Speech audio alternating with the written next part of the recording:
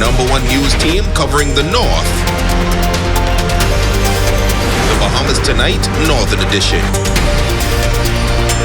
Welcome back. The Grand Bahama Independence Committee making final preparations for this year's celebrations. Festivities in commemoration of 48 years of nationhood kick off this Friday, June 9th with National Pride Day. At 9 a.m. Friday, a flag raising ceremony is slated for West Grand Bahama at the Administrator's office in 8 Mile Rock. At 10 a.m., a flag raising ceremony will take place in Freeport at the Harold Gregory Complex, and a similar flag raising ceremony is scheduled for 10 a.m. Friday morning at the Freetown School grounds in East End.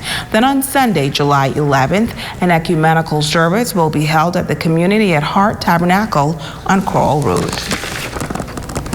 And as we continue our Independence series highlighting creatives, tonight we focus on an artist whose music has been a blessing to Bahamians everywhere. She was recently recognized by a local awards show as the Bahamas Female Gospel Artist of the Year. Rumiko Knowles has her story.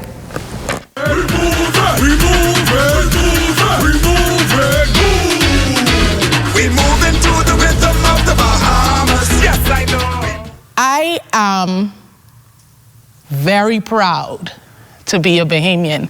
Cara Thurston is a Bahamian gospel recording artist who is making waves in the gospel arena. At a tender age, it was evident that music was her calling. I always tell this story of when I was a toddler, 2 or 3, and we were still in New York, and my grandmother, she always tells people of how every time a Whitney Houston song came on the radio, I would stop playing, I would stop doing whatever I was doing, and I would just stand there and listen until the song was done.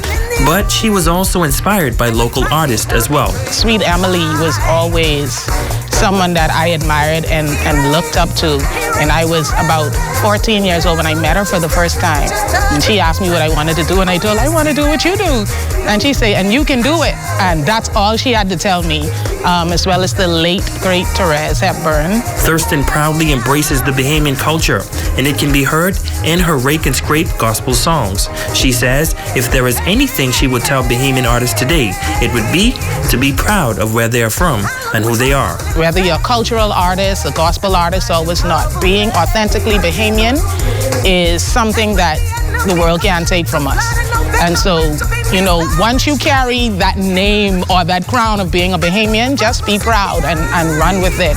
You might be a authentic Bahamian rake and scrape artist, or junkanoo artist, or maybe you do rap or hip hop or what's not, but at the end of the day, make sure that you are proud of being a Bahamian, because at the end of the day, that's the one thing that this world can't take from us. Thurston was recognized by the Bahamas Gospel Music Awards as the Female Gospel Artist of the Year.